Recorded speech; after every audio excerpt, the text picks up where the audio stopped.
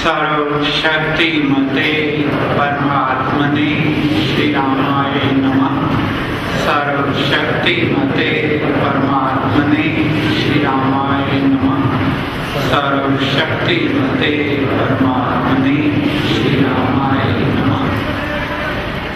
ज्योतिर्मय जगदीश है, तेजोमय अपार, परम पुरुष पावन परम तुझको नमस्कार।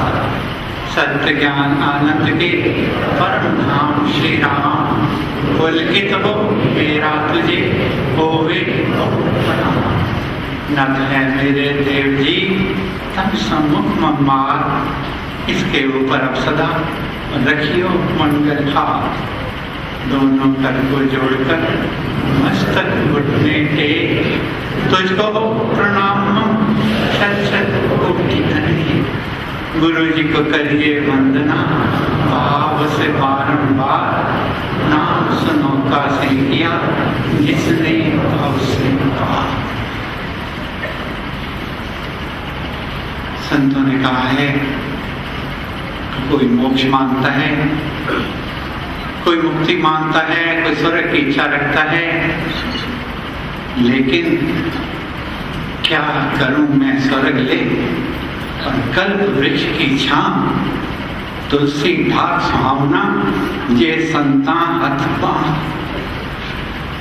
अगर संतों ने हमारी बांह पकड़ ली तो हम स्वर्ग क्या करेंगे, कल्प वृक्ष की छाया क्या करेंगे।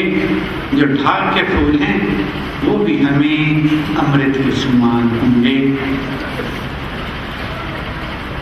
तो हम अपने भाग्य की कितनी सराहना करें। कोई पुण्य कर्म पता नहीं कब के होंगे, आपके तो नहीं लगता इतने अच्छे कर्म किए हैं। जो महाराज मिले, गुरुदेव मिले, नाम का दीपक घट मंदिर में प्रज्वलित किया और वहां पकड़ी, और खाली पकड़ी नहीं, साथ निभाने का वायदा किया कि अगर तुम बांह छुड़ा के समुद्र में छलांग नहीं लगा दो तो मैंने जो नाम की नौका पर आरूढ़ किया है भाव सागर से पार लेकर चलूंगा और आपकी बांह को थामे रखूंगा। तो महाराज का यही कहना है कि आपने अपना बनाया, मेहरबानी आपकी, हम तो इस काबिल न थे, कदरदानी आपकी। लेकिन हमने पहचानना है, जानना है कि हमारे महाराज थे कैसे, क्यों। महाराज ने लिखा है कि लोभी दम्भी गुरु बने और मठदारी अनजान, गद्दी के रद्दी सभी और इनमें सार न जा। लोभी दम्भी गुरु बने। लोभी दम्भी क्या है? लोभ केवल धन का नहीं है, लोभ नाम का है, दाम का है, काम का है। लालसा रहती है मैं ये बनूं, मैं वो बनूं, मुझे ये धन मिल जाए, ये सारे लोग हैं। और दम्भी कौन है? जो कुछ आप हो वो तो दुनिया जानती है, और जो आप नहीं हो उसको दिखाने का आप प्रयत्न करो, उसको दम्भी कहते हैं। महाराज का कहना था कि दम स्वाभाविक नहीं आता, दम्भ उपजता है शिष्यों के द्वारा। अब किसी ने कहा महाराज आपने मेरी फलाह काम कर दिया, मेरी बीमारी दूर कर दी, मेरा वो कर दिया। अब वो ये भी नहीं कह सकता कि मैंने नहीं किया, और ये भी नहीं कह सकता कि मैंने किया है, चुप हो जाता है। दम्भ है। क्यों? देने वाला और है और देवत है दिन लें, लोग भर मुझ पर करें तासो नीचो नहीं। देने वाला तो परमेश्वर है। महाराज का कहना था यही कोरा ज्ञान है मनुष्य को कहना ईश, और पंथों के पंजे पड़े पूजे नहीं जगदीश। ये कोरा ज्ञान है जो मनुष्य को कहे आप तो भगवान है, आप तो देवता है, या वो कहने लग जाए कि मैं भगवान हूँ, मैं 1008 हूँ, मैं 108 हूँ, कई पदवियां अपने साथ लगा ले। संतों की क्या निशानी है? और भी नीमा थी फकीरा, और भी नीवा थी जे तैनू कोई भला बुरा के सब नु आखी जी फकीरा और भी नीवा थे। जिसको आप कुछ भी कहो, अगर उसके बदले में वो कोई प्रतिक्रिया नहीं करता, आप उनके सामने उनके बीच में निंदा करो, आप गाली दो या आप उनकी तारीफ के फूल बरसाओ, उन पे कोई असर नहीं है। हमारे महाराज कैसे थे, मुझे याद है हरिद्वार में सावन के महीने में हम लोग महाराज के चरणों में रहा करते थे। स्वर्गीय माँ जी पानीपत वाले, स्वर्गीय सेठी जी महाराज, चौधरी मेहर सिंह, स्वर्गीय पीजी पूज्य पिताजी और मैं, हम लोग महाराज के चरणों में सावन का पूरा महीना वहां रहा करते थे। महाराज के पास एक ओढ़नी थी। हम महाराज केवल 2 जोड़ी कपड़े के रखते थे, एक पहन लेते थे, एक को स्वयं साफ करते थे, धोते थे, क्योंकि उनको कभी भी परमार्थ और आलस पसंद नहीं था। तो उन कपड़ों को धोकर, जो हरिद्वार कभी गए हैं सत्संग में, उन्होंने देखा वो जो ऊपर वाला कमरा बना हुआ उसके पीछे एक बरामदा है, महाराज कपड़े धोकर उस बरामदे में सुखा लिया करते थे। उनको सूखने के पश्चात हाथ से तह लगाकर अपने तकिए के नीचे रख लेते ताकि उसमें सरबट ना पड़े। तो महाराज के पास एक ओढ़नी थी, जो महाराज का सामान मिला है बाद में, उसमें जहां बाकी चीजें थी, एक सुई और एक धागे की रील, ये भी दोनों चीजें मिली हैं।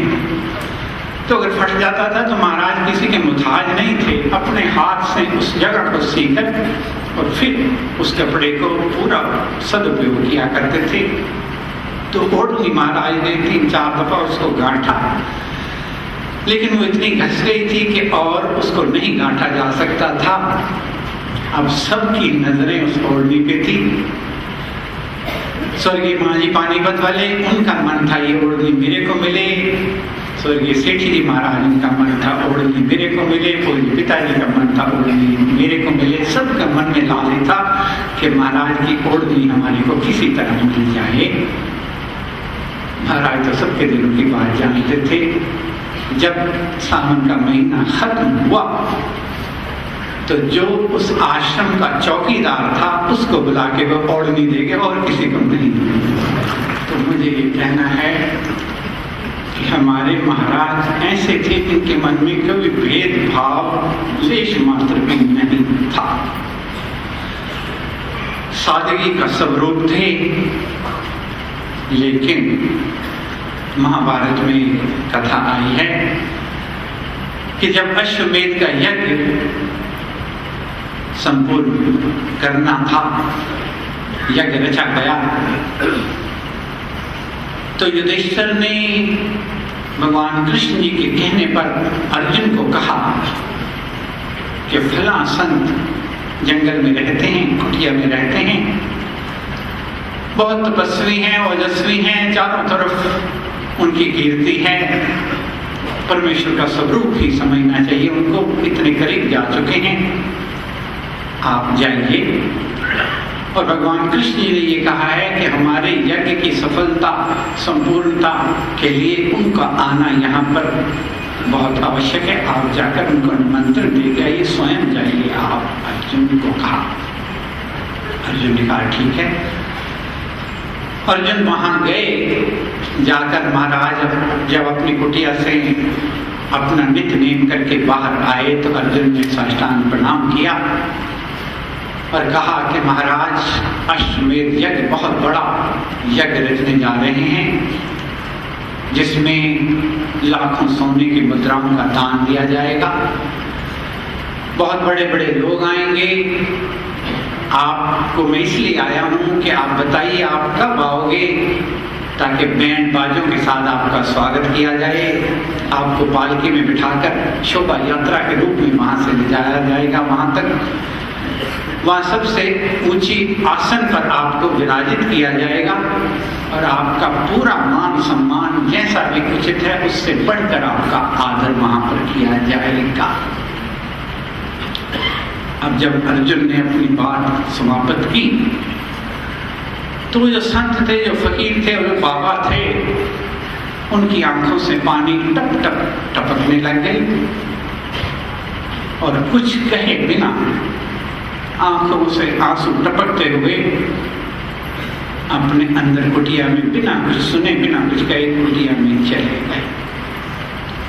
अब अर्जुन वापस चलता है, मन में सोचता है कि मैंने कौन सी ऐसी बात कह दी जिससे संत मेरे से रुष्ट हो गए हैं। मैं तो निमंत्रण दिया, पूरा मान सम्मान। उनकी आंखों से आंसू चलने लग गए और आंसू बहाते हुए अंदर चले गए, मेरे से कोई बात नहीं। ये सुनते ही युधिष्ठिर भी होने लग गए, उनकी भी आंखों से आंसू बहने लग गए। अब अर्जुन ने कहा मेरे से कौन सा पाप हो गया, कौन सी गलती हो गई है। संतों के पास गया, वो रोने लग गए। युधिष्ठिर को कहा, ये रोने लग गए। चलो भगवान कृष्ण जी के पास चलते हैं। भगवान कृष्ण जी के पास गए जब, तो उनकी भी आंखों में आंसू आ गए। अब अर्जुन घबरा गया, कहेंगे महाराज कौन सी गलती हो गई है मेरे से, कौन सा मैंने दोष कर दिया ऐसा। कहेंगे चलो उन संतों के पास चलो जिनकी आंखों में आंसू आए थे आपका निमंत्रण देने के लिए, पाने के लिए। तीनों भगवान कृष्ण, अर्जुन और युधिष्ठिर तीनों चलते हैं संतों के पास। वहां जाकर नतमस्तक होते हैं। वहां भगवान कृष्ण उनसे पूछते हैं कि महाराज आपको अर्जुन मान और सम्मान के साथ निमंत्रण देने के लिए आया था, आपकी आंखों में आंसू क्यों आए और आप बिना कुछ कहे अंदर क्यों चले। तो संत कहने लगे कि भगवान आप तो जानते हैं मैंने सोचा था कि मैंने अपना घर छोड़ा, अपना परिवार छोड़ा, अपना नगर छोड़ा, अपनी डगर छोड़ी, तपस्या की, सब कुछ छोड़कर परमेश्वर की कृपा पाने के लिए। लेकिन मेरी तपस्या अभी भी अधूरी थी। जो अर्जुन के कहने का उसके मन में इतनी हिम्मत पड़ी कि हम आपको पालकियों में ले जाएंगे, हमको शोभा में ले जाएंगे, हम आपका स्वागत करेंगे, आपके रिश्तेदार बढ़ते जाएंगे, आप पर फूलों की वर्षा की जाएगी। क्या मैंने इसीलिए घर छोड़ा था, क्या मैं इसीलिए अपना परिवार छोड़ा था कि इस लालसा से अभी भी मैं मुक्त नहीं हुआ। क्या मैं अभी तक भी मेरी गिरावट उतनी है जितनी मेरे वहां घर छोड़ने तक थी। इसलिए मेरे आंखों में आंसू आए हैं कि मेरी स्थिति क्या अभी उससे ऊपर नहीं उठी। जो अर्जुन ने मुझे ऐसा कहा, क्षमा याचना की, वापस चले तो कहने लगे कि महाराज ये तो हो गया, मेरा मन का संशय दूर हो गया कि संतों के आंसू क्यों आए। लेकिन युधिष्ठिर को पूछा कि आपके आंखों में आंसू क्यों आए। तो युधिष्ठिर कहने लगा कि इतने बड़े संत जब यज्ञ में आने से इनकार कर दें तो क्या खुशी होगी, गम के आंसू नहीं होंगे, निराशा नहीं आएगी। तो उन्होंने कहा भगवान कृष्ण के महाराज ये तो मान लिया, लेकिन आपकी आंखों के आंसू क्यों आए ये नहीं पता लगा। तो भगवान कृष्ण जी ने कहा कि हे अर्जुन, जो आगे का युग आने वाला मैं देख रहा हूं, उसमें जो संत होंगे जब वो हमको निमंत्रण देने आएगा, कोई बुलाने आएगा, तो सबसे पहले पूछेंगे कि मेरा आसन कैसा होगा, मुझे कौन से आसन पे बिठाओगे, मेरे से ऊंचे आसन पे तो नहीं को बैठा होगा। पहला ये पूछेंगे। दूसरा पूछेंगे कि दान दक्षिणा में क्या दिया जाएगा, वहां पर कितने आदमी बैंड बजाते हुए मुझे लेने आएंगे, कितनी फूलों की वर्षा होगी, कितनी जय जयकार होगी, कितनी वाह वाह होगी। ऐसा युग आने वाला है, संत ऐसे होंगे।